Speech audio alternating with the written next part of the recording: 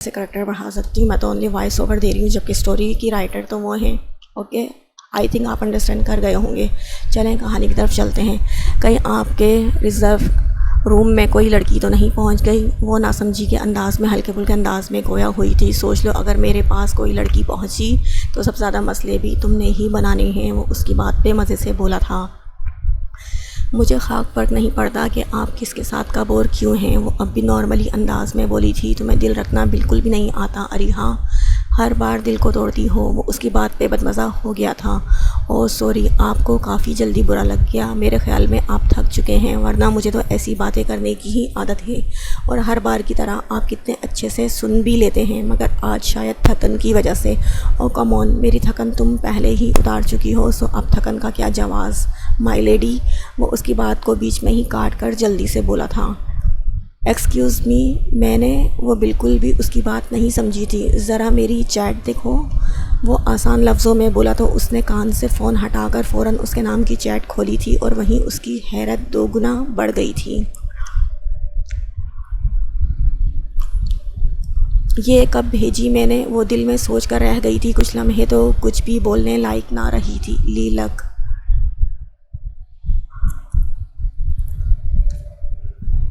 دوپہر کا واقعہ اس کے ذہن اور نظروں کے سامنے گھوما تھا. میں تمہیں چھوڑوں گی نہیں لیلک کی بچی.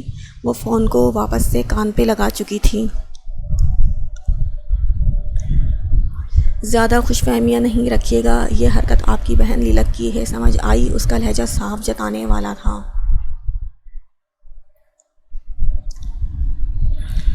وہ میری بہن تو ہرگز نہیں ہے، خواہ تم نے اسے میری بہن بنا دیا. ہاں، وہ اس کے بہن کہنے پر اپنی ہنسی ضبط کر گیا تھا. تو پھر بھابھی تو ہے نا؟ اس نے فون کو گھورا تھا. جی نہیں، بالکل وہ میری بھابھی نہیں ہے. کیا تم اپنے پاس سے رشتے جوڑے جا رہی ہو احمق لڑکی؟ اس کے لہجے میں ذرا سی ڈپٹتی وہ جذبات کا شکار ہو گئی تھی. پھر تو بھائی سے بھی پوچھنا پڑے گا کہ لیلک آپ کی کیا لگتی ہے. تمہارا بھائی اور تمہیں دونوں کو ایک دوسرے کی دھمکیاں دینے سے فرصت نہیں ہے نا؟ دھمکیاں تو نہیں ہیں، جو کہتی ہوں وہ کرتی بھی ہوں. بے شک آزما لیجیے گا، آپ پہلے ہی بتا رہی ہوں. مجھے اگر آپ کے حلقے میں لیا نا تو آپ کا ہی نقصان ہوگا، مجھے کوئی فرق نہیں پڑے گا. اریحا کے لہجے میں صاف دھمکی تھی. یہ جو تم اتنا زیادہ بول لیتی ہو صرف فون تک کی ہی کہانی ہے، اگر سامنے آ گیا تو ختم ہو جاؤ گی. لفظ بھی ختم ہو جائیں گے، نظریں بھی جھک جائیں گی اور وجود بھی لرز جائے گا. اس کا لہجہ واضح آنچ دیتا تھا. اس نے اس کی بات اور لہجے کے خمار پر جھرجھری لی تھی. ہیلو، کہاں کھو گئی؟ ابھی تو میں تم سے بہت دور ہوں، چاہ کر بھی تمہارے سامنے نہیں آ سکتا. وہ اس کی خاموشی پر صحیح سے اسے چڑھاتے ہوئے بولا تھا.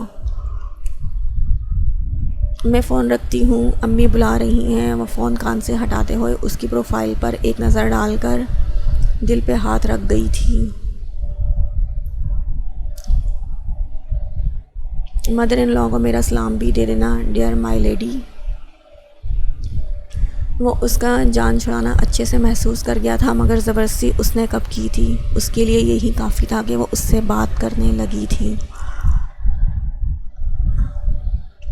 وہ فون بند کر کے ٹیبل پہ رکھ کر صوفے پہ بیٹھ کے دل کی بڑھتی دھڑکنیں شمار کرنے لگی تھی.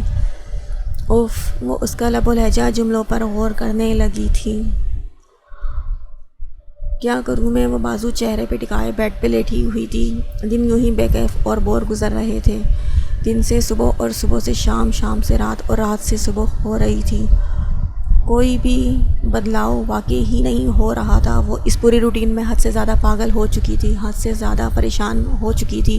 اس دن کے واقعے کے بعد تو واپس گھر بھی نہیں گئی تھی اور نہ ہی کچن میں کچھ بنانے گئی تھی. اس گھر میں رہتے ہوئے بھی وہ ہر چیز سے انجان تھی. اسے کبھی اس قدر زائد چیزوں کی خواہش نہ تھی. گھر چھوٹا ہی صحیح، مگر اس میں اپنائیت اور محبت تو ہوتی. وہ پورا دن کبھی کمرے یا کبھی لان میں گزار دیتی تھی. کچن میں کچھ کام کرنے کی اسے اجازت نہیں تھی. اب تو وہ فارغ بیٹھ ہٹ کر پریشان آ گئی تھی۔ اسے لگتا تھا کہ اب کچھ دن اور یوں ہی فضول بیٹھی تو سچ سچ میں پاگل ہو جائے گی۔ کچھ سوچتے ہوئے وہ بیڈ سے اٹھتی اور چپل اڑسنے لگی تھی۔ اپنے حلیے پہ ایک نظر ڈالتی وہ کمرے سے نکلی تھی۔ کمرے سے باہر آ کر اس نے لاؤنج سے ہوتے ہوئے مسز ہشام کے روم کی جانب بڑھائے تھے قدم۔ اجازت طلب لے کر وہ کمرے میں داخل ہوئی تھی۔ مام وہ انہیں بیڈ پہ بیٹھے کتاب میں منہ دیکھ کر آہستہ سے بولی تھی، آ جاؤ بیٹا کیا بات ہے؟ وہ اس کو دیکھ کر فوراً سے کتاب بند کرتی، سائڈ ٹیبل پہ رکھتی، اسے بیٹھنے کا اشارہ کرتی بولی تھی، وہ آج رات کا کھانا میں بنا لوں پلیز، منع مت کیجیے گا۔ وہ بیڈ کے کونے پہ بیٹھ کے التجائی لہجے میں گویا ہوئی تھی۔ مسز ہشام اس کی معصومیت پر دھیمے سے مسکرا دی تھی۔ ایسے پوچھ کیوں رہی ہو مجھ سے؟ تمہارا اپنا گھر ہے، جسے دل چاہتا ہے سیٹ کرو، جو بنانے کا دل کرتا ہے بناؤ، میں نے کب روکا ہے بیٹا؟ وہ اس کا مرمری نازک سا ہاتھ تھام کر مسکراتی ہوئی بولی تھی۔ وہ اس کی ہر ادا پر ہولے سے مسکرا دیتی تھیں۔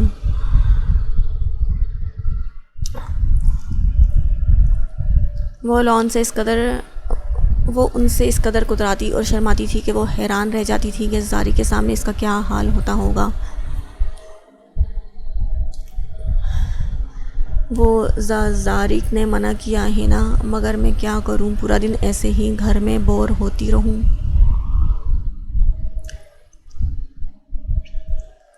موم میرا دل نہیں لگتا گھر میں ایسے، اس لیے پلیز مجھے زارق سے اجازت دلوا دیں پلیز نا۔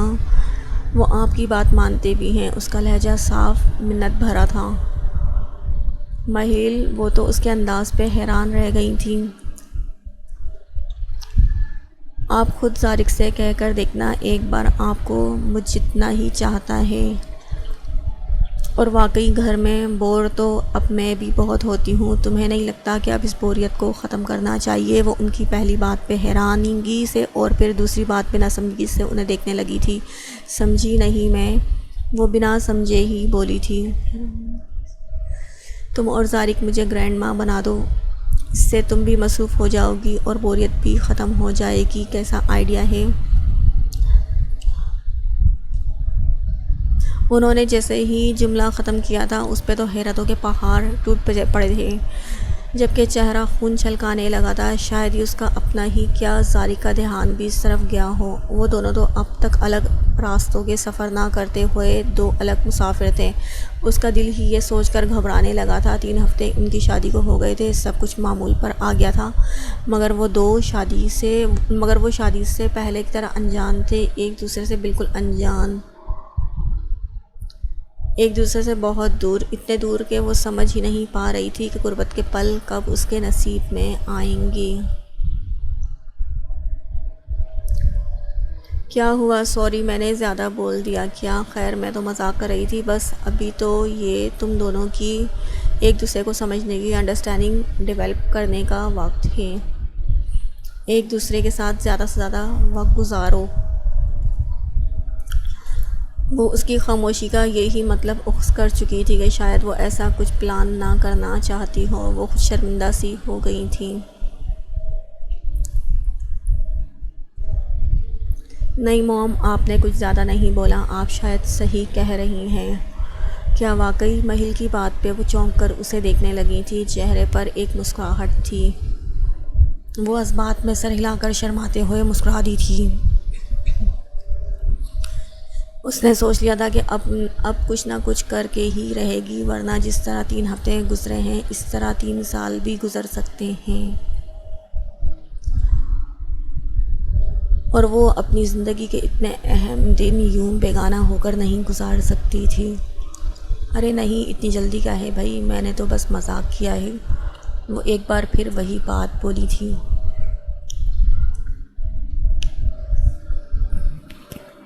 مذاق میں ہی صحیح، آپ اپنے دل کی بات زبان پر لے آئی ہیں۔ وہ پھر مسکرائی تھی۔ اتنی فرمانبردار بہو مجھے ملے گی ایسا میں نے کبھی زندگی میں سوچا نہیں تھا۔ وہ اس کی ادا پر ہنس دی تھی۔ تھینک یو، رات کے کھانے میں کیا بناؤں؟ وہ اب سیریس ہو کر مینو پوچھنے لگی تھی۔ کچھ بھی بنا لو جو دل کرے تمہارا. نہیں نا کچھ ایسا بتائیں جس سے زارق بھی خوش ہو جائیں اور انہیں بہت پسند آئے. وہ ان کے کچھ بھی پر منہ بنا کے بولی تھی. وہ تم سے آلریڈی امپریس ہے. تم کچھ نہ بھی کرو تب بھی اسے تمہارے متعلق سب کچھ پسند آتا ہے. تمہیں اب تک اندازہ نہیں ہوا کیا میرا بیٹا تمہارے عشق میں پور پور ڈوبا ہوا ہے. وہ اسے یقین دلا رہی تھی مگر اب تک وہ بے یقینی کی کیفیت میں تھی. جی مجھے پتہ ہے مگر پھر بھی اگر آپ کچھ مجھے سجیسٹ کر دیتی تو اچھا ہوتا. وہ ضبط کے مراحل طے کرتی چہرے پہ مسکراہٹ سجائے ہی بولی تھی. Beef steak with mushroom gravy یا اینجر sauce, olive salad, mushroom soup, chicken tortilla soup اور جو تم چاہو، جو تمہارا فیوریٹ ہو. ہیلپر کو ساتھ لگا لینا، وقت کم لگے گا. وہ اسے اچھا خاصا بڑا مینو بتا چکی تھی. مہل تو صرف اسٹیک اور ریشین سیلڈ سے واقف تھی. باقی چیزیں جاننے کے لیے اسے ضرور گوگل کا سہارا لینا ہوتا. اوکے میں کچن میں جاتی ہوں. پھر وہ اسباق میں سر ہلا کر اٹھی تھی مگر قدم من بھر کے ہو گئے تھے. یا اللہ یہ سب جو موم نے بتایا ہے گوگل پر آرام سے مل جائے اور بن بھی جائے صحیح سے، ورنہ آج ویسے ہی میں نے پچھلے 3 ہفتے برباد کرنے پر لڑائی کرنے کا پروگرام بنایا ہوا ہے. کھانا خراب ہو گیا تو خواہ لڑائی بھی صحیح سے نہیں ہو سکے گی. وہ کمرے سے باہر نکل کر ہاتھ دعا کی شکل میں اٹھائے دعا کرتی ہوئی کچن کی جانب بڑھی تھی. وہ آنسو سنبھالتی کمرے کا دروازہ کھول کر کمرے میں داخل ہوئی تھی. جھٹکے سے دروازہ واپس بند کرنے کے بعد ایک نظر خالی کمرے پہ ڈالتی دروازے کے ساتھ لگ کر کھڑی ہو گئی تھی. دل بری طرح دھڑک کے جا رہا تھا. آج جو اس نے کیا تھا اس سب کا تصور بھی اس کے لیے سہانے روح تھا. آئی ایم سوری عارضم، میں آپ کا ساتھ نہیں دے سکی. وہ ہاتھ کی پشت سے سرخ آرس پر سے آنسو صاف کرتی دھیمی آواز میں گویا ہوئی تھی جیسے وہ اس کے روبرو ہو. ابھی وہ کھڑی اپنے دکھ پر ماتم کرتی اس خیال میں تھی جب کوئی دروازہ زور سے کھٹکانے لگا تھا.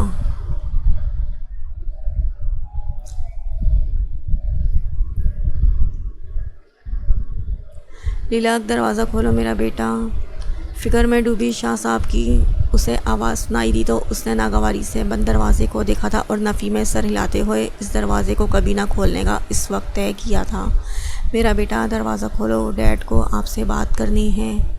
ان کی شفقت بھری آواز نے اسے پھر سے خیالوں سے باہر کیا تھا. نہیں ہوں، میں آپ کا بیٹا نہیں ہوں. آج آپ نے مجھے اچھے سے سمجھا دیا کہ آپ نئی موم کے صرف شوہر ہیں، میرے ڈیڈ تو رہے ہی نہیں. وہ بھرائی ہوئی آواز میں مخاطب ہوئی تھی. آنسو دے کے رکنے کا نام نہیں لے رہے تھے. وہ اب تک بے یقینی کی کیفیت میں تھی. کیسی باتیں کر رہی ہو بیٹا؟ تم نے جو کہا میں کرنے لگا ہوں نا. اگر تمہیں ایرل پسند نہیں تھی تو میں اسے رکھتا نہیں، مگر تمہیں یہ قدم اٹھانے کی کیا ضرورت تھی؟ ان کی اگلی بات پہ وہ تڑپ کے دروازے کو گھورنے لگی تھی. تو دل تو کیا تھا کہ دروازہ کھول کے ایک ہی بار میں انہیں سب سمجھا دے. میں نے کوئی قدم نہیں اٹھایا ہے ڈیڈ. اگر آئندہ آپ نے میری اور عارضم کے رشتے کے لیے کچھ غلط لفظ استعمال کیے تو ہمارے لیے اچھا نہیں ہوگا. میں آپ سب کو چھوڑ کے چلی جاؤں گی. ممی کے پاس میرے صبر کو مت آزمائیے گا. شاہ صاحب جو دروازے پہ ہاتھ رکھ کے مستقل دستک دے رہے تھے، اس کے جملے پر ان کا دل دھک سے رہ گیا تھا. وہ افسوس سے سر نفی میں ہلا گئے تھے. لیلک ایسی باتیں کر کے میرے دل کو ٹھیس مت پہنچاؤ. دروازہ کھولو بچے، آپ کے لیے کھانا لایا ہوں. وہ شروع سے اسے پیار سے وارن کرتے ہوئے آخر میں بے بسی سے بولے تھے. بہتر یہی ہے کہ کچھ دن مجھے اکیلا چھوڑ دیں ڈیڈ. میرے پیچھے مت آئیے گا ورنہ یہ دروازہ کبھی نہیں کھلے گا. اس کا لہجہ بلا کا ہٹ دھرم تھا. وہ ساخت آنکھوں سے کمرے کے بند دروازے کو دیکھے گئے تھے. بے ساختہ ان کا ہاتھ دروازے سے ہٹا تھا. سر نفی میں ہلاتے ہوئے وہ مجبور سے پیچھے ہٹے تھے. اس کی بیجا ہٹ دھرمی پر وہ دم ساتھ کے رہ گئے تھے کیونکہ اس سے پہلے اس نے ان سے ضد کیا کبھی جو چرا کیے کوئی بات ان کی ٹالی نہیں تھی. ان کی ہر بات پہ وہ سرس بات میں ہلا کے حامی بھر لیا کرتی تھی، مگر اس کی ضد اور ہٹ درمی پر وہ شکست زدہ قدم لیے 2 قدم پیچھے ہو گئے تھے۔ وہ کافی دیر سے کچن میں مصروف اب بے حال ہو چکی تھی۔ اتنا مشکل اسے کسی کام کے کرنے میں نہیں لگی جتنی مشکل میں آج وہ تھی۔ بار بار کچھ نہ کچھ کرتے ہوئے دل دھڑکنے لگا تھا، کچھ غلط نہ ہو جائے، اس بات سے خوفزدہ ہوتی جا رہی تھی۔ پین میں ساس بناتے ہوئے وہ مستقل دعائیں بھی پڑھتی جا رہی تھی۔ خواہ خود پہ بوجھ ڈالا تھا۔ اول تو کھانا بناتے ہوئے اسے ذرا سی بھی خوشی نہیں ہو رہی تھی۔ نہ جانے کیوں اسے لگ رہا تھا کہ یہ کھانا اسے کبھی پسند نہیں آنے والا، اور اتنی دیر کی محنت آج بھی اس دن کی طرح ضائع جائے گی۔ البتہ اس کا وقت اچھے سے گزر گیا تھا، مگر وہ ہلکی پھلکی تھکن کا شکار بھی ہو گئی تھی۔ اپنے مشروم ساس بنا کر پین کو چولہے سے اتارا تھا اور سائڈ پہ رکھا تھا۔ چاؤمن کے لیے نوڈلز اس نے ابالنے پہلے ہی رکھ دیے تھے، جبکہ اب اس کا ارادہ سبزیاں اور چکن کو فرائی کرنے کا تھا۔ تبھی وہ دوسرے پین میں آئل ڈال کے چکن کو فرائی کرنے لگی تھی۔ چاؤمن کے لیے سبزیاں کاٹتے ہوئے اس کی دائیں ہاتھ کی شہادت کی انگلی پہ اچھا خاصا کٹ پڑ چکا تھا، جسے وہ نظر انداز کرتے ہوئے کام میں مگن تھی۔ ایسے چھوٹے موٹے کٹ اس نے ہمیشہ اپنے گھر میں لگتے رہتے تھے۔ چکن فرائی کرنے کے بعد اس نے سبزیاں فرائی کرنے کے بعد اگلے 10 منٹ میں چاؤمن تیار کر کے ٹھکانے لگایا تھا۔ وہ ماتھے پہ آیا پسینہ دوپٹے کی مدد سے صاف کرتے ہوئے گہرا سانس لیتی کرسی پر جا بیٹھی تھی۔ اگلے ہی لمحے اپنی کلائی پہ بندی گھڑی میں وقت دیکھا تھا۔ جہاں 8 بجنے کو تھے، وہ کھانے پر ایک نظر ڈال کے کرسی سے اٹھ گئی تھی اور فریج کی جانب بڑھی تھی۔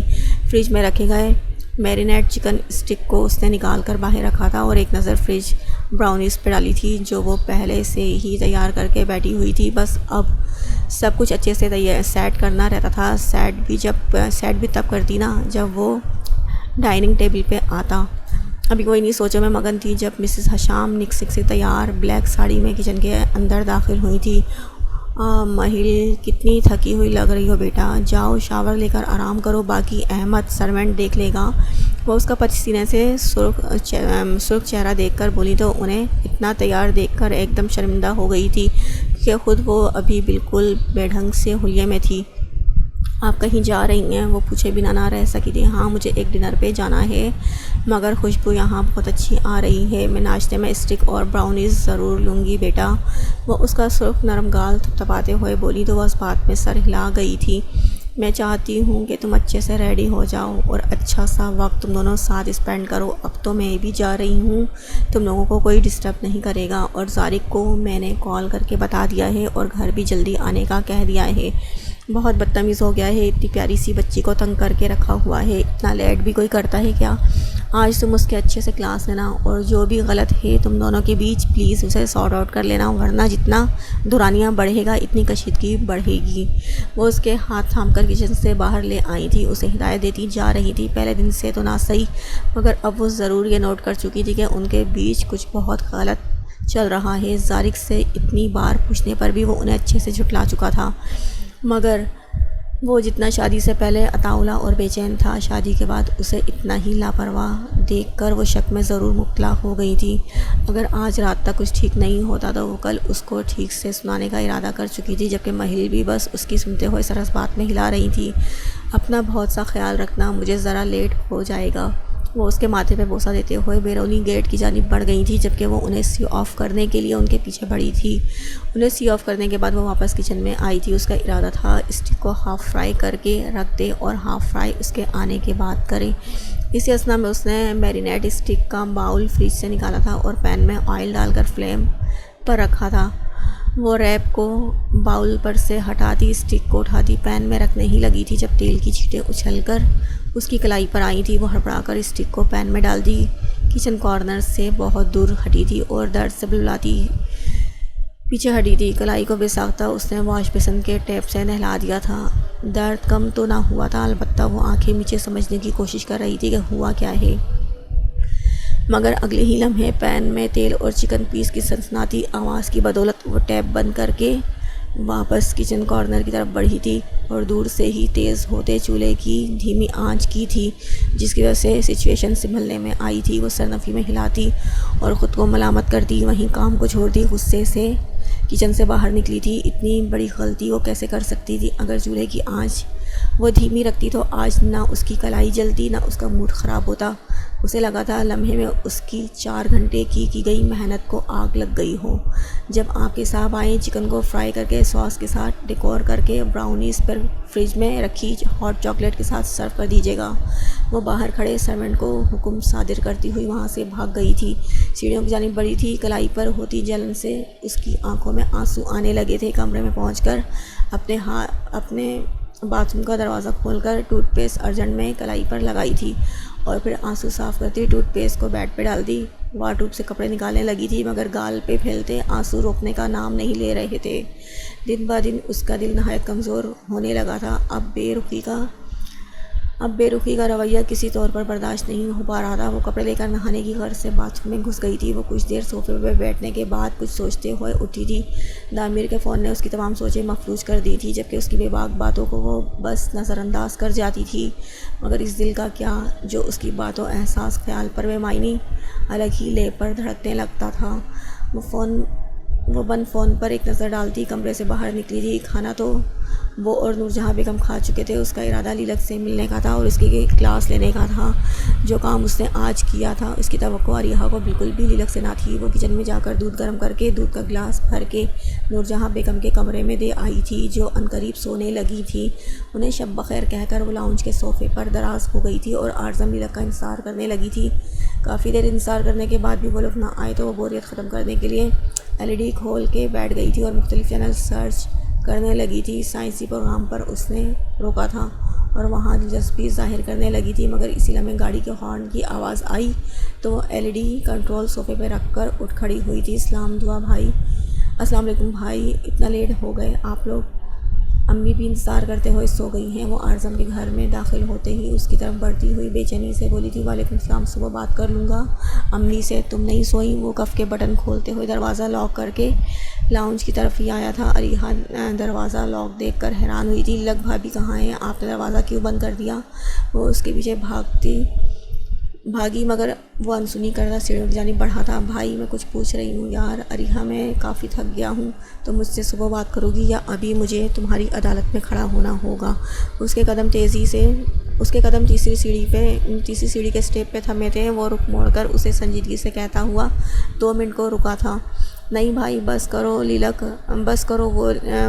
لیلک بھابی، تمہاری لیلک بھابی اپنے ڈیڈ کے گھر کچھ دن رہنا چاہتی ہیں تو چھوڑ دیا، اب اس میں اتنا ایشو بنانے کی کیا ضرورت ہے؟ تم بھی تو اپنی شادی کے بعد یہاں آیا کرو گی، اور مہل بھی تو آتی ہے۔ وہ اس کی بات ختم ہونے سے پہلے اس کا جملہ بیچ میں کاٹ چکا تھا۔ اپنے لفظوں پہ زور دیتا وہ اس کو چپ کروا چکا تھا۔ اب جاؤ سونے۔ وہ اسے خاموش دیکھ کر گھڑی میں وقت دکھتا تیز آواز میں بولا تھا۔ وہ تیزی سے اس بات میں سر ہلا کے رہ گئی تھی۔ جی بھائی شب بخیر، اس کے کہنے کی دیر تھی۔ وہ واپس رخ موڑ کر سیڑھیاں چڑھتا چلا گیا تھا، جبکہ وہ انگلیاں مروڑ کے رہ گئی تھی۔ اپنے کمرے میں آ کر دروازہ آہستگی سے لاک کیا تھا اور شرٹ کے بٹن کھولتے ہوئے ایک ہی جھٹکے سے شرٹ کو اتار کر کارپیٹ پہ ڈالا تھا۔ گھڑی، موبائل اور والیٹ کو ٹیبل پہ رکھ کے وہیں بیڈ پہ آ بیٹھا تھا۔ رہ کر آج اسے خود پہ شدید غصہ آ رہا تھا۔ کیوں آج وہ اسے وہاں لے کے گیا، اور لے کر بھی گیا تو یہ خیال کیوں اس کے ذہن میں نہ آیا کہ وہ اس سے دور بھی جا سکتی ہے؟ کیوں کیا تم نے ایسا لیلک؟ ایک لمحے میں ان لمحات کو رد کر دیا جنہیں ایک کرنے میں کتنی محبت، صرف کرنے میں کون سی کمی رہ گئی تھی؟ میری محبت میں جو تم نے مجھ سے آنکھیں پھیر لیں، تم بھی تو مجھ سے محبت کا دعویٰ کرتی تھی، تو وہ سب کیا جھوٹ تھا؟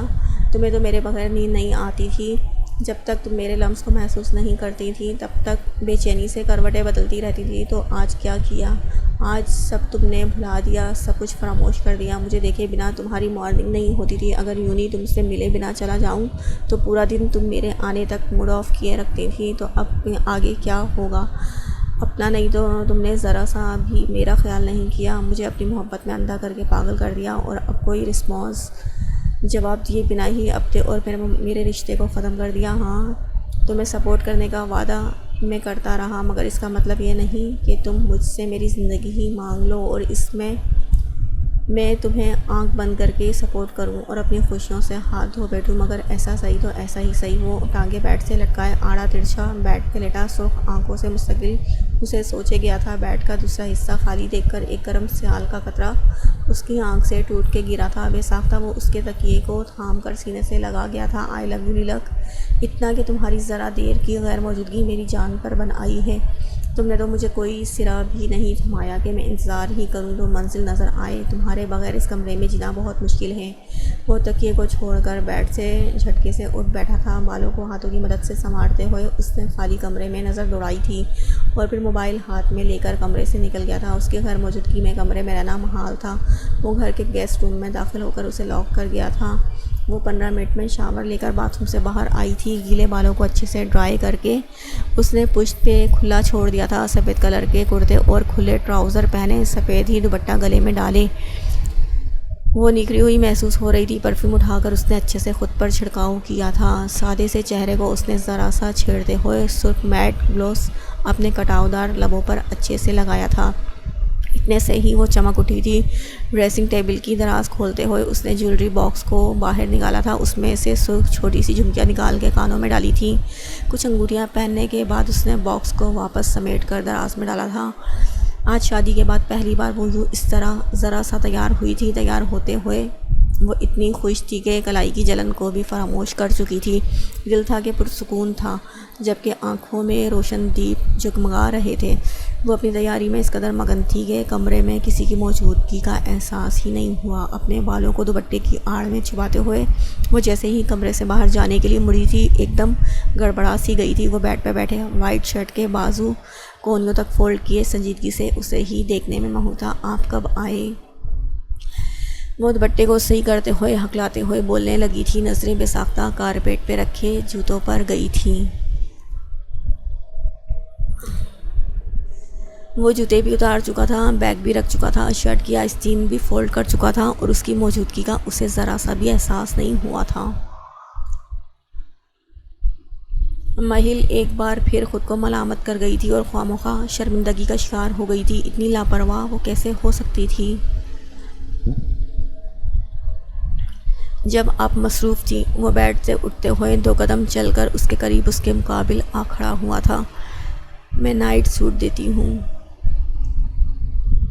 وہ ایک دم سے اس چوڑے لمبے شخص کو اپنے مقابل دیکھ کر لمحے کے 1000ویں حصے سے پہلے اس کی سائڈ سے نکلی تھی اور الماری کھول کر کھڑی ہو گئی تھی، جبکہ وہ چاہنے کے باوجود بھی اس کی کلائی کو نہ تھام سکا تھا اور اس کے سجے سنورے روپ کو بس نظر بھر دیکھے گیا تھا۔ آپ فریش ہو جائیں، میں کھانا لگاتی ہوں۔ وہ نائٹ سوٹ لے کر اس کی طرف بڑھاتے ہوئے ایک نیا حکم اسے دیتی گویا ہوئی تو وہ اس کی ہمت پر اش اش کر اٹھا تھا۔ مطلب اب اس کے بتائے گئے ہدایات پر وہ عمل پیرا ہوگا۔ اوکے، اس نے اس انداز میں اوکے بولا تھا جیسے وہ اس کی باس ہو اور وہ اس کا ملازم۔ مہل نے حیرت سے نظریں اٹھا کر اس کی بھوری نظروں میں آنکھیں ڈالنا چاہی تھیں، مگر اگلے لمحے ہی وہ نظروں کا زاویہ بدل چکی تھی۔ کھانے پر ملتے ہیں۔ وہ اس کے سرخ ہونٹوں کو گہری نظروں سے دیکھتا گویا ہوا تھا۔ آج تو امتحان بنے۔ وہ اس کے سامنے کھڑی تھی جسے اسے پاس ہر حال میں کرنا تھا، مگر فیل ہونے کے کچھ اثرات اسے نظر آ رہے تھے کیونکہ اس کے وجود سے آتی تازہ خوشبو کو وہ نظر انداز نہیں کر پا رہا تھا۔ ان سب سے بھاگنے کا اسے صرف ایک ہی راستہ نظر آیا تھا۔ وہ ایک نظر اس پہ ڈال کے باتھ روم کی جانب بڑھ گیا تھا، جبکہ وہ مسکراتی ہوئی کمرے سے باہر نکل گئی تھی۔ وہ ڈائننگ ایریا میں کھانا لگواتی کرسی کھینچ کے بیٹھ گئی تھی۔ تمام ملازم کو وہ ان کے کوارٹرز میں بھیج کر اب اس کا انتظار کرنے لگی تھی۔ ہاتھ کی انگلیوں میں پہنی انگوٹھیوں کو وہ مستقل آگے پیچھے کر رہی تھی۔ شاید وقت گزارنے کا نیا طریقہ تھا۔ کچھ ہی دیر بعد وہ حشاش پشاش سا نکھرا ہوا ڈائننگ ایریا میں داخل ہوا تھا اور سربراہی کرسی پر آ بیٹھا تھا۔ ڈائننگ ٹیبل پہ رکھے بیجا لوازمات اور ان میں سے آتی بہترین خوشبو سے اس کی بھوک مزید چمکی تھی۔ نائس احمد، وہ بآواز بلند بولا تھا اور چاؤمن کی ڈش کو قریب کیا تھا۔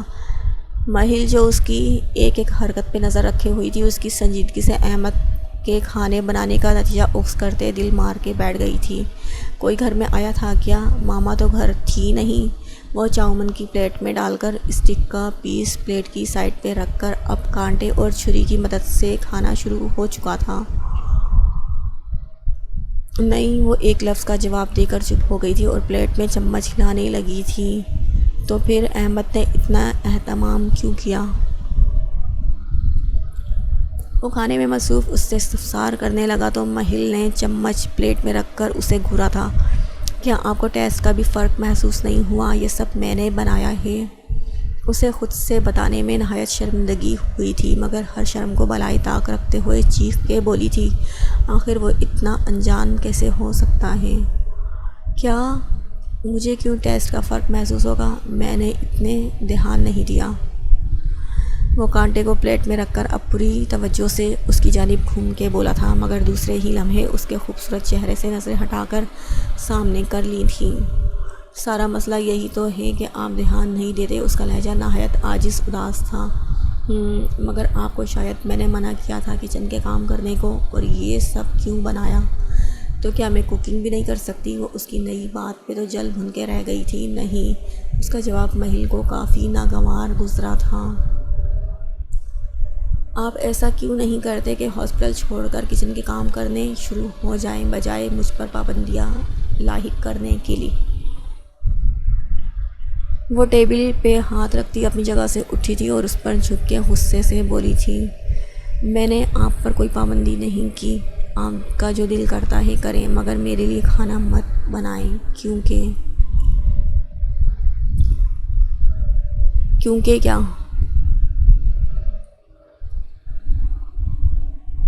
میرے ہاتھ کا کھانا کھاتے ہوئے آپ کی عزت کو چار چاند نہیں لگتے ہیں نا؟ میں اگر آپ کا کوئی کام کر دوں گی تو آپ کی انا کو چوٹ جو پہنچ جائے گی۔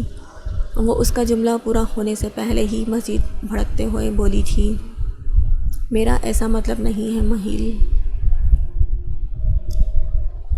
وہ اس کے پھٹنے پہ نرمی کا مظاہرہ کرتے ہوئے آہستگی سے بولا تھا، مجھے آپ کے سب مطلب سمجھ آ رہے ہیں ڈاکٹر صاحب۔ وہ نفی میں سر ہلاتی ٹیبل پر رکھی پلیٹ کو دور کھسکاتی چیخی تھی اور رخ موڑ کر وہاں سے چلتی بنی تھی۔ مہل وہ اس کے یوں ٹیبل چھوڑنے پر حیران ضرور ہوا تھا، دوسرے ہی لمحے وہ خود بھی کھانے کو وہیں روک کر کرسی سے اٹھا تھا اور اس کے پیچھے چل دیا تھا۔ وہ کمرے میں آ کر ڈریسنگ روم میں رکھا سوٹ کیس اٹھا کر سینٹرل کاؤچ پہ رکھ کے کھولا تھا اور لائن سے بنی وارڈروب کو ایک ایک کر کے کھولا تھا۔ غصے میں اس نے کیجول ہینگ کیے ہوئے ڈریسز کو ہینگر میں سے نکال کر سوٹ کیس میں بے دردی سے ڈالا تھا۔ اسے کمرے میں نہ پا کر وہ ڈریسنگ روم سے آتی آوازوں کو محسوس کر کے ڈریسنگ روم کا گلاس ڈور ہٹاتے ڈریسنگ روم میں داخل ہوا تھا، اور اس کی اگلے عمل پر تو وہ حیرانگی سے گلاس ڈور سے ٹیک لگائے کھڑا اس کی ایک ایک حرکت کو نوٹ کرنے لگا تھا۔ آپ اس گھر سے میرے بغیر نہیں جا سکتی، آپ کو یہ معلوم ہے نا؟ وہ اس کی حرکات و سکنات کو مد نظر رکھتا سنجیدگی سے بولا تھا، میں آپ کی پابند نہیں ہوں، سمجھے آپ؟ وہ اب کچھ ضروری چیزیں دراز سے نکالتی ہوئی سختی سے بولی تھی، تو پھر کس کی پابند ہے؟ اس کا اطمینان کمال کا تھا۔ اس کے نزدیک قدم بڑھا کر وہ سینٹرل کاؤچ پہ رکھے سوٹ کیس کے ساتھ بیٹھ گیا تھا۔ صرف اپنی۔ وہ ہینگر سے سوٹ نکالتی سوٹ کیس میں رکھنے آئی تو زارق نے اس کی کلائی ضبط میں لی تھی، میری کلائی چھوڑ دیں۔ وہ اپنی کلائی اس کی مضبوط گرفت میں دیکھ کر بربلا اٹھی تھی، جبکہ چہرہ غصے اور ضبط کی شدت سے سرخ ہو رہا تھا۔ کس کی پابند ہو؟ اس کا ہموس وہی سوال تھا۔ وہ اس پہ جھکی دانت کچکچا کے رہ گئی تھی، جبکہ اپنی کلائی اس کی گرفت میں دیکھ کر بھی وہ سختی سے وہی لفظ دہرا گئی تھی، کہا نا اپنی۔ وہ کلائی پہ ہوتی جلن پہ اس کی گرفت محسوس کرتے درد کو ضبط کرتی اب بھی سنجیدہ ہو کر گویا ہوئی تھی۔ بے ساختہ جلی کلائی میں اٹھتے درد کو برداشت کرتے ہوئے اس نے آنکھیں میچی تھیں اپنی۔ وہ اس کے کانفرنس پہ کافی پرجوش ہو کر بولا تھا۔ اس کی بند آنکھوں کو دیکھ کر اسے اپنے ساتھ بٹھا کر اس کے کمر میں ہاتھ ڈالا تھا اور نرمی سے اسے اپنی گود میں بٹھایا تھا۔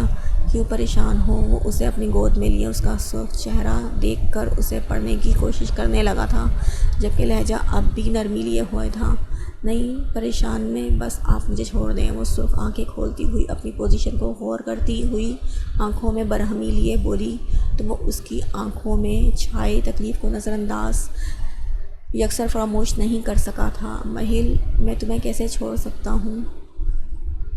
وہ اس کے گال پہ ہاتھ رکھتا اس کے چہرے پہ آئے بال سمیٹتے ہوئے بولا تو وہ ایک بار پھر اپنا ضبط کھو بیٹھی تھی۔ کیسے چھوڑ سکتا ہوں؟ ہاں کیسے چھوڑ سکتا ہوں؟ جیسے 25 دن سے مجھے چھوڑا ہوا ہے، بالکل ویسے ہی۔ آپ کو کہاں فرق پڑتا ہے؟ کوئی انسان آپ کی توجہ کا کتنا مستحق ہے؟ تمام رولز کے مطابق ابھی آپ کی توجہ کا مرکز صرف میں ہونی چاہیے تھی، مگر آپ کو اپنا ہاسپٹل، ویل جاب اور رتبہ زیادہ ضروری ہے۔ ارے انسان تو ٹیشو پیپر لے کر اسے کچھ دیر یوز کر کے اسے کچھ دیر بعد ڈسٹ بن میں ڈالتا ہے، مگر آپ نے تو مجھ پر ایک نظر ڈالے بغیر، میرا اعتبار کیے بنا ہی مجھے ٹیشو پیپر سے بدتر سمجھ کر ایک بند کمرے میں ڈال دیا۔ آپ ایک بار ہی بتا دیں کہ میری آپ کی نظر میں کوئی اہمیت ہے کہ نہیں، کیونکہ اب بس بہت ہو گیا۔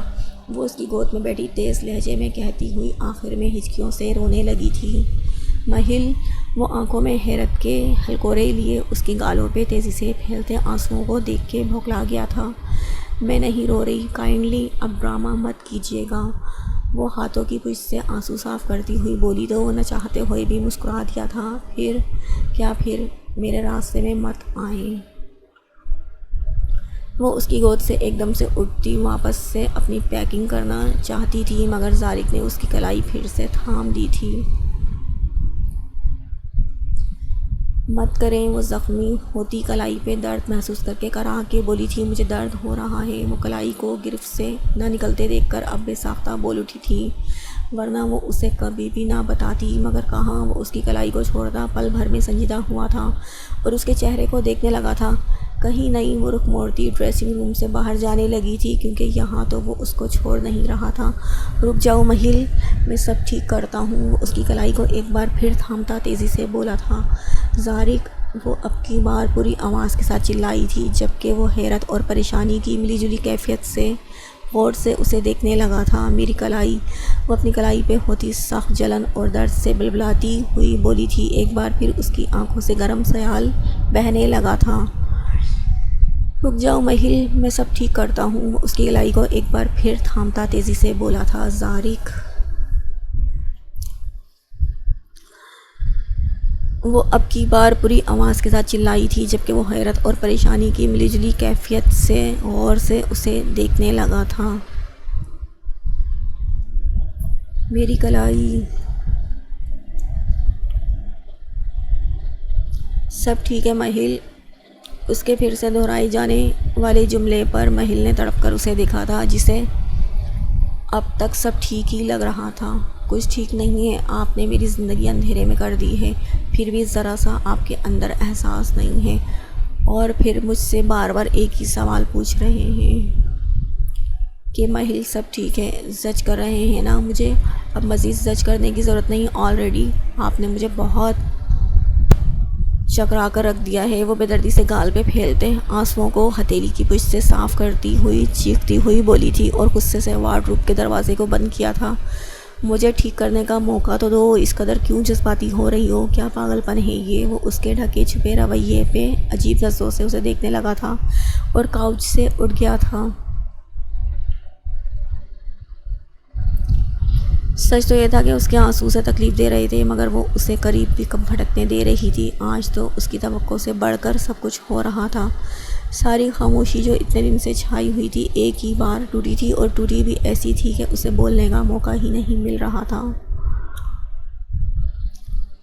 مجھے پاگل ہی رہنے دیں، اور خبردار جو آپ اس پاگل پن کے حصے بنے اور میرے پیچھے آئے تو وہ اپنی انگشت شہادت اٹھاتے ہوئے سرخ آنکھوں سے اسے وارن کرتی، سخت لہجے میں پھنکاری تھی اور جھٹکے سے مڑ کر سوٹ کیس کی زپ بند کر کے اسے ہینڈل کو پکڑ کے نیچے رکھ کر جانے لگی تھی۔ کیا کر رہی ہو مہل؟ تم سچ میں پاگل ہو گئی ہو؟ وہ اس کی اس حرکت پہ تلملا گیا تھا، کب سے اس کے موڈ سوئنگز سمجھتے ہوئے اب تو سب سمجھ سے باہر ہونے لگا تھا۔ وہ آنکھوں میں برہمی لیے اس کے پیچھے کمرے میں گیا تھا۔ اس سے پہلے کہ وہ کمرے سے باہر نکلتی اور باہر کچھ تماشا لگتا، اس نے تیزی سے بڑھ کر ایک بار پھر اس کی کلائی تھامی تھی، محض اسے روکنے کے لیے۔ زارق، وہ اپنی بھاری ہوتی آنکھوں کو بند کرتی گھمبیر لہجے میں بھڑکی تھی، آپ نے پہلے دن سے لے کر اب تک آخری لمحے تک مجھے زخم ہی زخم دیے ہیں، آپ کو ذرا پرواہ نہیں نا میری؟ وہ اپنی کلائی کو اس کی مضبوط گرفت سے چھڑوانے کی ناکام کوشش کرتے ہوئے تھک ہار کر اس کی بھوری آنکھوں میں اپنی سرخ آنکھیں ڈالتی بھیگے ہوئے لہجے میں بولی تھی، کرنا کیا چاہتی ہو مہل؟ سوری فار ایوری تھنگ، مگر پلیز۔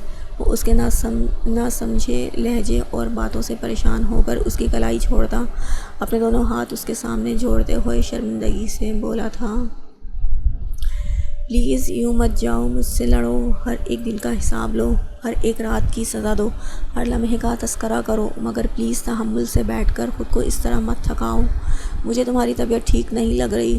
آؤ شاباش۔ وہ اس بار نرمی سے اپنا بازو اس کے کندھے پہ پھیلاتا ہوا اسے بیڈ کی طرف لے جاتا ہوا نرمی سے بولا تھا، جبکہ وہ بھی تھک ہار کر بنا کچھ کہے اس کے ساتھ قدم بڑھانے لگی تھی، تم ضرور سر میں درد محسوس کر رہی ہوگی، میں تمہیں ٹیبلٹ دیتا ہوں۔ اس کا سرخ چہرہ اور اس کی تھکان اس کی آنکھیں چہرے اور چال سے اندازہ کرتے ہوئے اسے بیڈ پہ بٹھاتا ہوا بولا تھا۔ وہ خفگی سے اسے بنا کوئی جواب دیے دوسری جانب دیکھنے لگی تھی، جبکہ اس کی خاموشی پر وہ ڈرا سے میڈیسن باکس نکالنے لگا تھا، اس کے سرہانے بیڈ پہ بیٹھا۔ وہ نکالنے کے بعد اب سائڈ ٹیبل سے پانی کا گلاس بھرنے لگا تھا، یہ لو ٹیبلٹ۔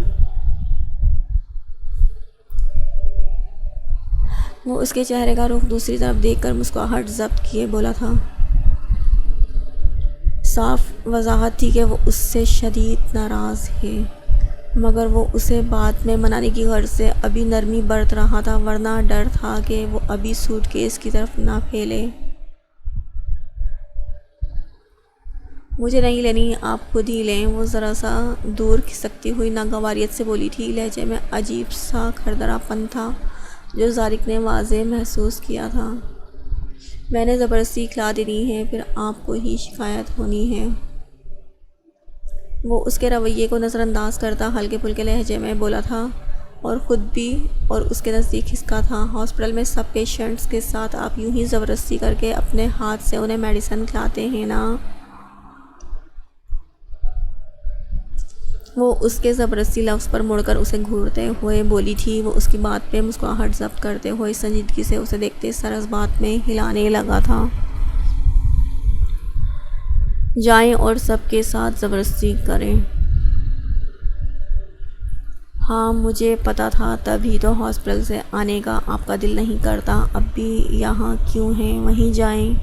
وہ اس کے سر اس بات میں ہلانے پر جل بن گئی تھی اور اب تمام لحاظ بالائے طاق رکھتے ہوئے بول رہی تھی، فی الحال آپ کے ساتھ زبردستی کرنے کا موڈ ہو رہا ہے، ایک منٹ میں اسے منہ میں رکھ لیں، ورنہ میں ایکسپرٹ ہوں۔ وہ اسے وارن کرتے ہوئے اس کا نرم ہاتھ تھامتا ہوا بولا تھا، اگلے ہی لمحے وہ بھٹک کر پیچھے ہوئی تھی اور اپنا ہاتھ اس کی گرفت سے چھڑوایا تھا۔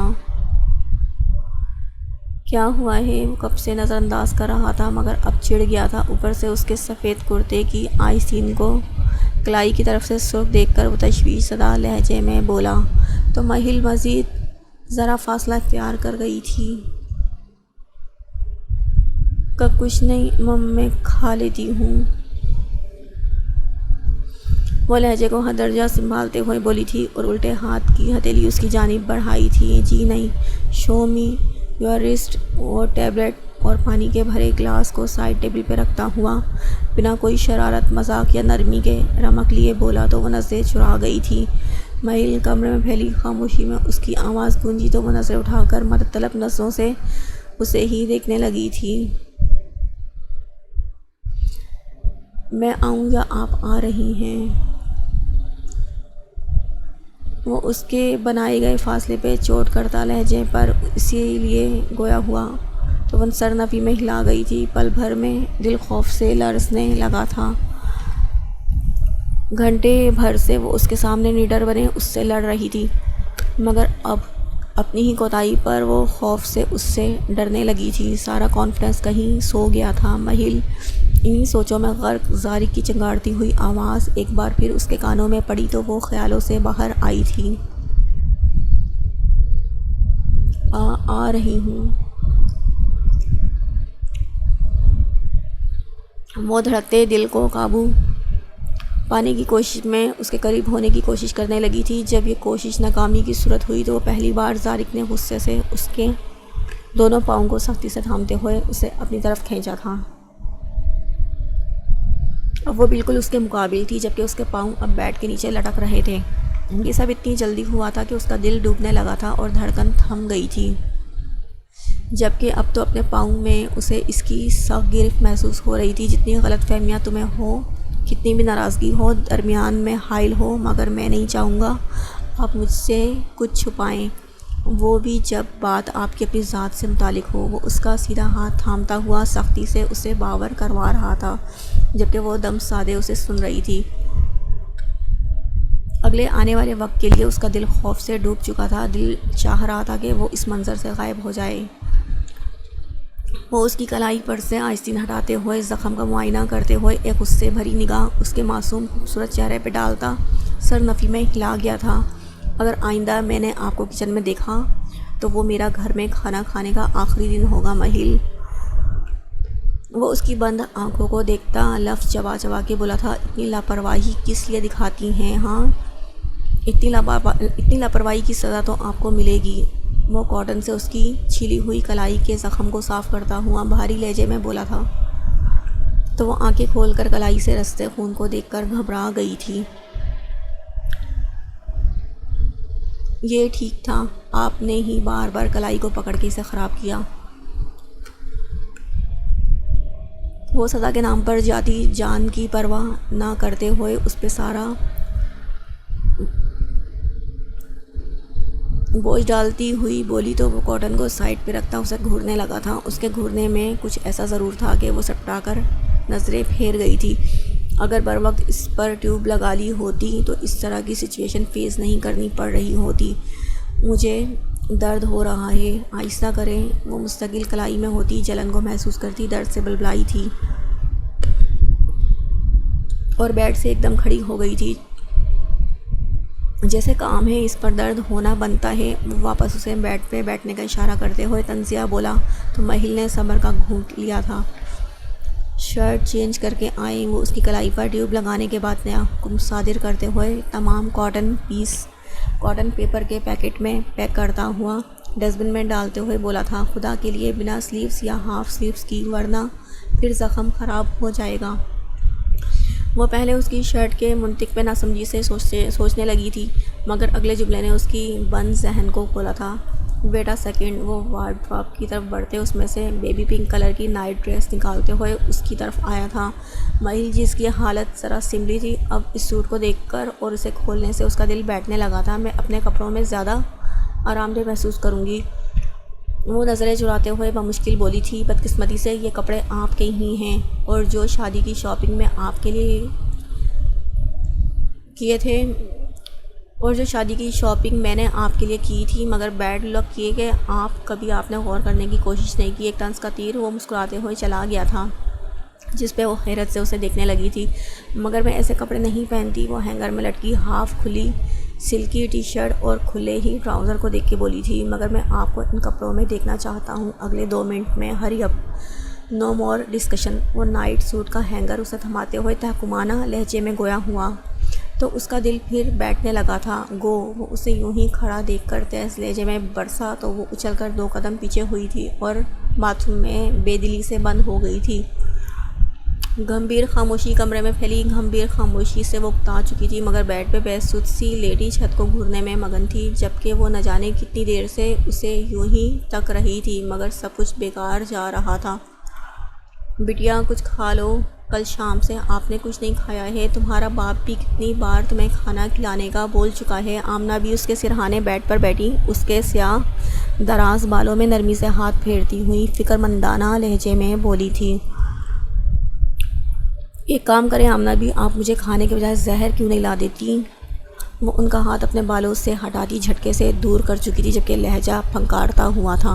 آمنہ بھی اپنے پرے ہوئے ہاتھ کو دیکھتی رہ گئی تھی۔ یہ پہلی دفعہ تھا کہ اتنے لمبے عرصے میں اس نے پہلی بار ان کے ہاتھ جھٹکا تھا، جبکہ وہ تو انہیں ماں سے بڑھ کر مانتی تھی، اور اب ایک دم اتنی نافرمانی۔ وہ نفی میں سر ہلا کے رہ گئی تھیں۔ کیسی باتیں کر رہی ہو بٹیا، پاگل ہو گئی ہیں آپ؟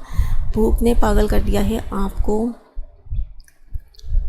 وہ ذرا سا دور کھسکتی بیک گراؤنڈ سے ٹیک لگاتے ہوئے بھاری لہجے میں گویا ہوئی تو وہ بدک گئی تھیں۔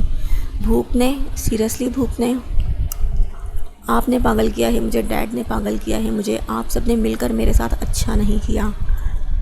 آپ تو مجھے بیٹی کہتی ہیں نا، پھر بھی بیٹی کی خوشی کو ایک بار بھی نہیں سوچا کہ میرے لیے آپ کچھ بول لیتی ہیں۔ ڈیڈ آپ کی ہر بات مانتے ہیں، پھر بھی آپ نے ایک لفظ میرے اور اعظم کے لیے نہیں کہا۔ آپ بھی یہاں سے چلی جائیں، اور خبردار جو آپ نے مجھے کھانا پھر سے بھجوایا تو۔ وہ لیٹے سے اٹھ بیٹھی تھی، اپنے ہاتھوں کو ملتی وہ بے رخی لیے افسوس سے انہیں دیکھتے ہوئے بولی تھی، جن پہ انہیں کچھ تو یقین تھا مگر سارے ہی یقین کل ٹوٹ چکے تھے۔ آپ ٹھنڈے دماغ سے سوچیں گی تو آپ کو آپ کے ڈیڈی کا فیصلہ بالکل صحیح لگے گا۔ وہ لڑکا آپ کے قابل نہیں، اور ویسے بھی آپ نے کچھ ٹائم کے لیے نکاح کیا تھا نا، اب وہ ٹائم ختم ہو چکا ہے، اب آپ اپنے اور اس کے راستے علیحدہ کر لیں۔ وہ اسے ایک نیا مشورہ دے رہی تھی، صرف اس بنا پر کہ کل رات ہی وہ غصے اور غم کی کیفیت میں اس نے تمام نکاح کی حقیقت ان کے گوشت گزار کر دی تھی۔ یہی وجہ تھی کہ اب وہی بات کو مد نظر رکھتے ہوئے اسے نئے مشورے سے آگاہ کر رہی تھی۔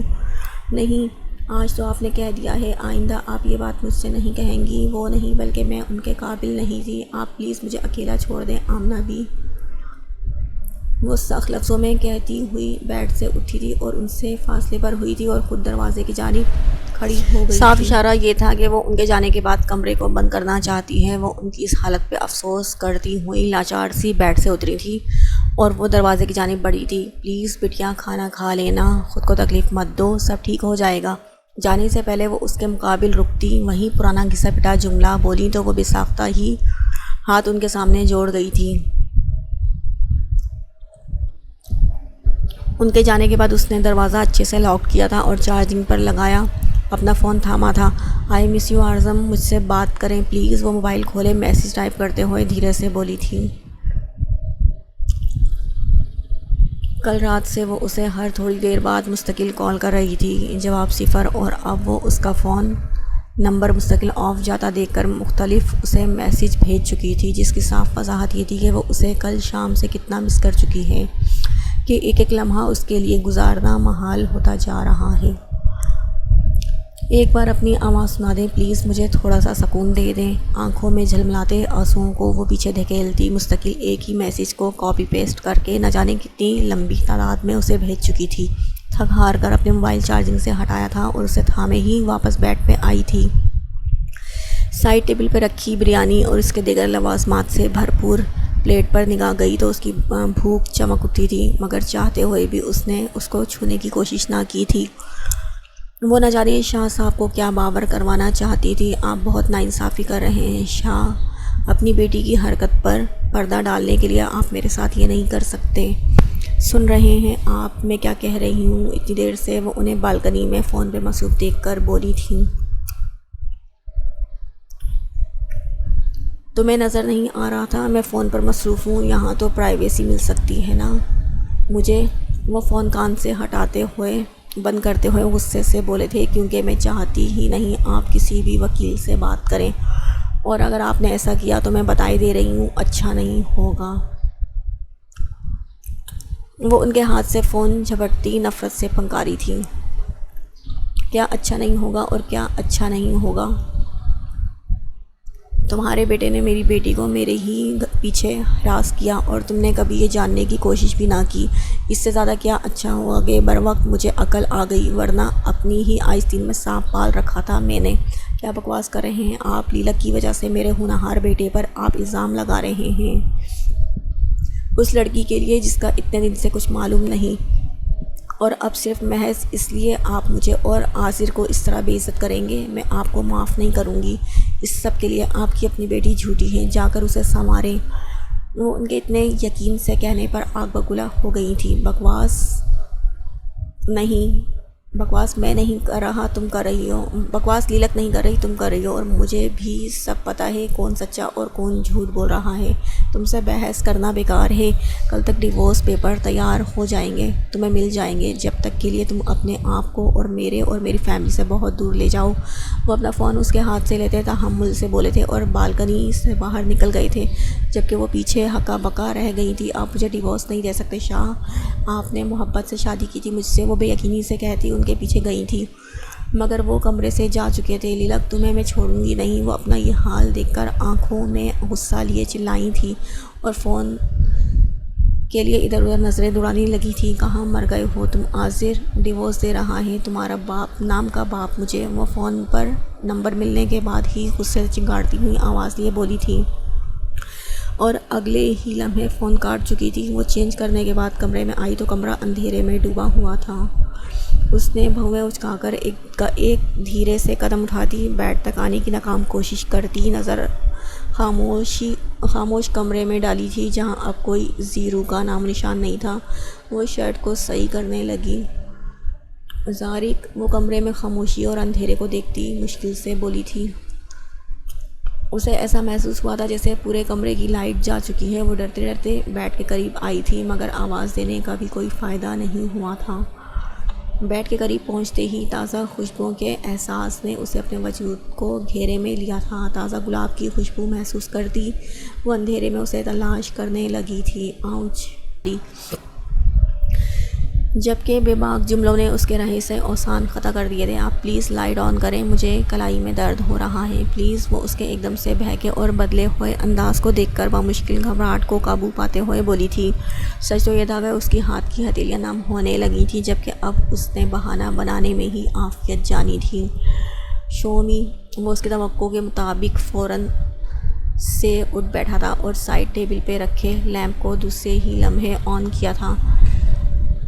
بیڈ روشن ہوا تھا۔ وہ ایک دم سے ماتم لائٹ آنکھوں میں پڑنے کی وجہ سے آنکھیں موند گئی تھی، جبکہ وہ اب اس کی دوائی لگی کلائی کا معائنہ کرنے لگا تھا۔ سب ٹھیک ہے مہل؟ وہ اس کی کلائی کا معائنہ کرتے ہوئے اس سے بولا تھا، جس پر وہ آنکھیں کھول کے حیرت سے اپنی کلائی کو دیکھنے لگی تھی۔ وہ ایک دم سیدھی ہو بیٹھی تھی۔ ہاں مگر مجھے درد ہوا تھا۔ وہ خواہ نظریں چراتے ہوئے گویا ہوئی تو وہ لمحے بھر میں سب سمجھ گیا تھا، مگر خود مسکراہٹ ضبط کیے اس کے خوبصورت وجود پہ استحقاق بھری نگاہ ڈال کے رہ گیا تھا۔ آدھی آستین کی ٹی شرٹ میں اس کے دودیا گداز بازو بار بار اس کی توجہ اپنی جانب مبذول کر رہے تھے، جبکہ کندھوں سے ذرا نیچے آتے سیدھے بال اس کے چہرے پہ اور کچھ کندھوں پہ بکھرے ہوئے تھے۔ وہ یوں اپنے وجود سے لاپرواہ سی بیٹھی اس کے بہکنے کی وجہ بن رہی تھی۔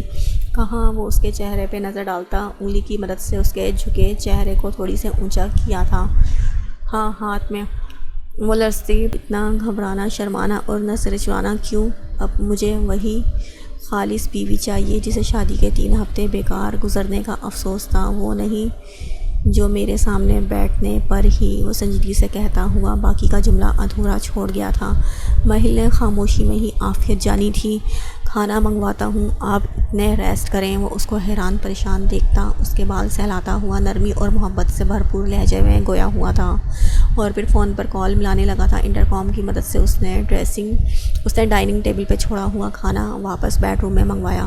کچھ ہی دیر بعد دروازہ نوک ہوا تو وہ اس کے پاس سے اٹھ کر دروازے کی طرف گیا تھا، جبکہ اس کی ذرا سی غیر موجودگی میں مہل نے ان پھولوں کو نوٹ کیا تھا جو ایک دم سے اس کے باتھ روم میں چینج کرنے کے بعد سے بیڈ پہ پھیلے ہوئے تھے۔ مہل اس کی آواز پہ وہ سوچوں سے باہر آئی تھی اور اس کی جانب دیکھا تھا، جو صوفے پہ بیٹھا کھانا ٹیبل پہ سیٹ کیے اب اس کا ہی انتظار کر رہا تھا۔ وہ اب کچھ سنبھل چکی تھی، اس کے بلانے پہ بال ہاتھوں کی مدد سے صحیح کرتے ہوئے آرام سے بیڈ پہ اتری تھی اور صوفے کی جانب بڑھ گئی تھی۔ یہ پھول کہاں سے آئے؟ وہ صوفے پہ اس نے ذرا سے فاصلے پر بیٹھتی ہوئی دل میں امٹتا سوال کیے بنا نہ رہ سکی تھی۔ اتنی جلدی اتنے پھول کہاں سے آ سکتے ہیں؟ سمجھ ہی نہیں آ رہا تھا۔ جواب دینا ضروری ہے کیا؟ وہ چاؤمن پلیٹ میں نکالتے ہوئے بولا تھا۔ نہیں تو میں تو بس ویسے ہی۔ وہ اس کی ہاتھوں کی حرکات کو نوٹ کرتے ہوئے صفائی میں بولنے کی کوشش کرنے لگی تھی۔ ہمارے بنگلے سے اگلا چوتھے بنگلے کے سرونٹ کے کوارٹر میں جو سرونٹ رہتے ہیں ان کا پورا بزنس ہی ان پھولوں کا ہے۔ وہ کہتے ہیں کہ اگر خالص بیوی ناراض ہے تو پھول دے کر راضی کیا جا سکتا ہے۔ بس میں پھر ان کے سرونٹ کوارٹر تک پہنچا اور ان کے اسٹور کیے گئے پھول کو اٹھا لایا اور بیڈ روم میں چلا آیا۔ یہ سب کرنے میں مشکل سے 5 منٹ سرو ہوئے تھے۔ بائی دا وے خالص بیوی کی ناراضگی میں کوئی افاقہ ہوا کہ اپنے طریقے سے افاقہ کرنا پڑے گا۔ وہ بھرپور شرارت سے بولتا ہوا آخر میں سنجیدگی سے بولتا ہوا خالص پہ خاصا زور دے گیا تھا۔ مہل تو اس کی باتوں اور حرکات سے حیران ہوتی جا رہی تھی۔ افاقہ ہوا۔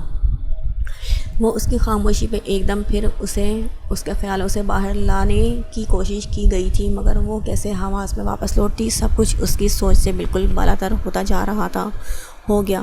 وہ ایک لفظ بول کر اپنی پلیٹ پہ جھک گئی تھی اور فورک کو نوڈلز میں چلانے لگی تھی۔ زارق نے ایک نظر اس کے سرخ مگر خاموش چہرے پہ ڈالی تھی۔ محسوس ہوا تھا کہ اب تک وہ پرانے لمحوں کی قید میں ہے۔ وہ اپنی جگہ سے اٹھا تھا اور ڈریسنگ روم میں گیا تھا۔ مہل نے چاہ کر بھی اس کا اٹھنا محسوس نہیں کیا تھا۔ وہ 2 پل بعد ڈریسنگ روم سے باہر آیا تھا اور ایک بار پھر اس کے پاس اس کے ساتھ بیٹھا تھا، مگر اس بار اس کے ہاتھ میں سرخ پھولوں سے بھرا بڑا سا بوکے تھا۔ میری خالص بیوی کے لیے میری طرف سے پہلا خالص تحفہ، چھوٹا سا تحفہ، امید ہے اس سے کچھ افاقہ ہوگا۔ وہ بوکے اس کی جانب بڑھاتا، آنکھوں میں محبت کے دیپ لیے گویا ہوا تھا۔ زارق اس سب کی ضرورت نہیں تھی۔ وہ پلیٹ کو ٹیبل پہ رکھتی ہوئی بوکے کو ہاتھ میں تھام کر گود میں رکھتے ہوئے بولی تھی، سب کچھ توقع سے بڑھ کر ہوتا چلا جا رہا تھا اور مجھ سے گھبرانے کی بھی ضرورت نہیں۔ وہ اس کا جملہ بآسانی اس پہ ہی رکھ گیا تھا۔ اس کے جملے پر مہل نے لمحے بھر کو سانس روک کے اسے دیکھا تھا۔ میرا مطلب ہے کہ اب تمہیں سونا چاہیے۔ وہ اس کی عقل پہ ماتم کرتے ہوئے بڑے ضبط سے مسکراتا ہوا ہموز نرمی لیے بولا تھا۔ مہل نے بمشکل سر اس بات میں ہلایا تھا اور پھولوں کا بوکے لیے اٹھ کھڑی ہوئی تھی، جبکہ وہ سر نفی میں ہلا گیا تھا۔ سچ یہ تھا کہ وہ اس کی قربت میں کچھ وقت گزارنا چاہتا تھا، اس کی خوبصورتی کو محسوس کرنا چاہتا تھا، مگر اس کے ڈرنے سہمنے پر پریشان ہو گیا تھا۔ وہ اس کی فطری شرم و حیا سمجھ رہا تھا، مگر ایک بار پھر شادی کی رات کا سارا واقعہ اس کے ذہن میں گھوما تو وہ فطری شرم و حیا کا پوائنٹ جا سویا تھا اور خواہ کی بدگمانی بڑھنے لگی تھی۔ وہ کھانے کو چھوڑ کر اٹھ کر باتھ روم کی جانب بڑھ گیا تھا۔ وہ کمرے کا دروازہ کھول کر کمرے سے باہر نکلی تھی۔ پورے مینشن میں خاموشی کا راج تھا۔ سیڑھیاں اترتے ہوئے وہ شاہ صاحب کے کمرے کی طرف بڑھی تھی۔ آج پورے 2 دن سے آرزم سے دور ہو گئے تھے اور ان 2 دنوں میں اسے اچھے سے معلوم ہو گیا تھا کہ وہ اس کے بغیر بمشکل ہی مزید رہ سکے گی۔ ان 2 دنوں میں ہی اس کی اپنی حالت غیر ہو گئی تھی، جبکہ دوسری طرف سے بار بار فون اور رابطہ ختم کرنے پر اس کا دل مزید خون کے آنسو رو رہا تھا۔ کتنی بار وہ اسے بار کال، میسیجز اور وائس نوٹ کر چکی تھی، مگر کوئی جواب نہ پا کر وہ اب افسردہ ہو چکی تھی۔ شاہ صاحب کے کمرے کے باہر کھڑی وہ دکھتے سر کے ساتھ لفظوں کو ترتیب دینے لگی تھی۔ آج ہر حال میں وہ انہیں منانا چاہتی تھی۔ کچھ دیر بعد وہ کمرے کا دروازہ نوک کرتے ہوئے کمرے میں داخل ہوئی تھی۔ سد شکر تھا کہ مس ایرل کمرے میں موجود نہیں تھی، جبکہ شاہ صاحب بھی اسے کہیں دکھائی نہیں دیے تھے۔ اس کے قدم کمرے سے منسلک اسٹڈی روم کی جانب بڑھے تھے۔ وہ دروازہ وا کرتے ہوئے دھیمی آواز میں بولی تھی۔ وہ جو کرسی پہ بیٹھے لیپ ٹاپ گود میں رکھے مصروف تھے، اس کی موجودگی کو محسوس کرتے اگلے ہی لمحے لیپ ٹاپ کو ٹیبل پہ رکھتے اس کی طرف بڑھے تھے۔ لیلک میرا بیٹا، اس کی موجودگی ان کے لیے کسی خوشی سے کم نہیں تھی۔ پچھلے 2 دن سے وہ ان سے سخت ناراضگی کا اظہار کرتے ہوئے کمرے کو لاک کیے بیٹھی تھی، جبکہ کھانے کے نام پر بھی 2 دن سے اس نے کچھ نہیں لیا تھا۔ ہر بار اس نے کھانے کو دھتکارا ہی تھا۔ ان 2 دنوں میں شاہ صاحب نے اس کی طرف سے بہت مایوس ہوئے تھے، مگر ابھی اسے ایک دم خود سے اپنے پاس دیکھ کر ان کا خوشی کا کوئی ٹھکانہ نہ رہا تھا۔ ڈیڈ میں مر جاؤں گی، پلیز آرزم کے پاس بھیج دے مجھے، وہ نڈھال سی کیفیت میں بکھرے حلیے اور زرد شکل سمیت بولی تھی۔ سوچ کر تو یہ آئی تھی کہ آہستہ آہستہ انہیں اصل مدعے پر لائے گی، مگر اپنی ساری طاقت و توانائی کو زیرو محسوس کرتے ہوئے اصل جملہ بول گئی تھی۔ آپ موم کو ڈیورس مت دیں اور مجھے بھی آرزم کے پاس بھیج دیں۔ آپ بھی مس ایرل کے ساتھ خوش رہیں اور مجھے بھی، میں تمہارے ساتھ خوش رہوں گا لیلک، میری خوشی تم ہو۔ تم نے ہی مجھے احساس کروایا ہے کہ ایرل سے شادی کر کے میں نے غلط فیصلہ کیا تھا، اور اب یہ احساس میں تمہیں کروانا چاہتا ہوں کہ اس 2 ٹکے کے معمولی سے پروفیسر سے شادی کر کے تم نے کتنا غلط احمقانہ فیصلہ کیا ہے، اور اب خود اس کے پیچھے نڈال ہو رہی ہو. ابھی تم بہت چھوٹی ہو, ابھی تمہاری پڑھنے کی عمر تھی, محض 19 سال میں تم اس آدمی کے ساتھ بن گئی, اور اب محبت کوئی محبت نہیں ہوتی ہے. وہ اس کے ایک ہی جملے سے تنگ آ چکے تھے. وہ اب ان کی پہلے والی لیلک بالکل نہیں رہی تھی, جو ان سے ہر وقت ان کی باہوں کا ہار بنے ہوئے ان سے محبت کا اظہار کرتی رہتی تھی, اور اب صرف اس شخص کو پکارے جا رہی تھی. اس کے لیے ان کے دل میں نفرت کا گراف بڑھتا جا رہا تھا. لیکن وہ 2 ٹکے کے پروفیسر نہیں ہیں ڈیڈ, ان کی انسلٹ کرنے کا حق آپ کو کوئی نہیں دیتا. میں نے آپ میں اور ان میں آپ کو چنا ہے. خود سے نفرت کرنے کا موقع مجھے مت دیجیے, کیونکہ میری نفرت آپ سہ نہیں سکیں گے, اور آپ سے نفرت کر کے میں زندہ رہ نہیں سکوں گی. اس لیے بہتر یہ ہے کہ مجھے اعظم کو لا دیں, ورنہ میں آپ سے ہمیشہ کے لیے ناراض ہو جاؤں گی. وہ پھولی ہوئی سانس کے ساتھ بامشکل اپنے جملہ مکمل کر پائی تھی. شدت غم سے اس کے آنسو بہنے لگے تھے. سب کچھ ضائع جا رہا تھا. اس کی ہر چھوٹی سے چھوٹی خواہش پوری کرنے والے اس کے ڈیڈ اسے سب سے زیادہ تڑپا رہے تھے. تم اعظم کو بہت جلد بھول جاؤ گی بیٹا. ہم نیکسٹ ویک کے وینسڈے کو کینیڈا واپس موو آن کر رہے ہیں. وہاں جا کر سب پہلے جیسا ہو جائے گا. اپنے ڈیورس پیپر کے ساتھ ساتھ میں نے تمہارے اور اس کے ڈیورس پیپر بھی تیار کروائے ہیں. کل تک پیپر پہنچ جائیں گے. ہم کل شام تک ہی اس کے گھر پیپرز ڈراپ کر دیں گے. سب ٹھیک ہو جائے گا. وہ اسے اپنا لائحہ عمل ترتیب دینے کے بعد بتانے میں مصروف تھے, جبکہ وہ بے یقینی سے ڈیورس پیپر کے نام پر افسوس سے سر نفی میں ہلانے لگی تھی. وہ ان کی باتوں سے اس قدر مایوس ہوئی تھی کہ رہے سہے حواس ڈیورس کے نام پر سلب ہو گئے تھے, اور وہ سر کو تھامتی ہوئی دھڑام سے مل کے کارپیٹ پہ منہ کے بل گری تھی.